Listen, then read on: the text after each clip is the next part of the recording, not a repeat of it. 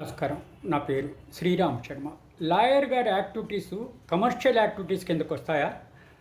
Lawyer గారు అద్దెకున్న office అది commercial activity కింద వస్తుందా? ఇదే విషయాన్ని గౌరవ ఢిల్లీ హైకోర్టు ఒక తీర్పు ఇచ్చింది. ఢిల్లీలోనూ ఒక లాయర్ గారి పైన క్రిమినల్ కేసు పెట్టారు, మిస్యూజ్ చేస్తున్నారు తన ఆఫీసు అంటే క్వాక్ పిటిషన్ ఫైల్ చేశాడు ఆయన.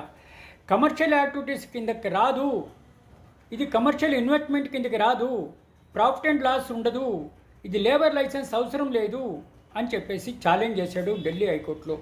ఇది 22 సంవత్సరాల క్రితం ఫైల్ చేసిన కంప్లైంట్ ఢిల్లీ హైకోర్టు రీసెంట్గా క్వాష్ చేయడం జరిగింది.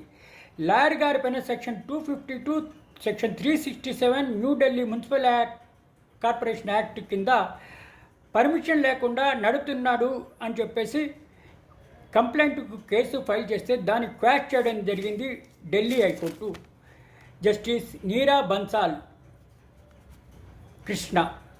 ఇది లాయర్ గారి ఆఫీసు కమర్షియల్ యాక్టివిటీస్ కింద రాదు, లాయర్ గారు చేస్తున్న పనులు కమర్షియల్ యాక్టివిటీస్ కిందకి రావు కాబట్టి ఇది అద్దెని మిస్యూజ్ చేస్తున్నట్టు కాదు, కమర్షియల్ యాక్టివిటీస్ కాదు అని చెప్పేసి హైకోర్టు ఇతనిపై పెట్టిన క్రిమినల్ కేసును క్వాష్ చేయడం జరిగింది. Legal services lawyer office commercial activity కిందకి రావు అని ఢిల్లీ హైకోర్టు క్వాష్ చేయడం జరిగింది ఫ్రెష్గా ఈ తీర్పునిస్తూ.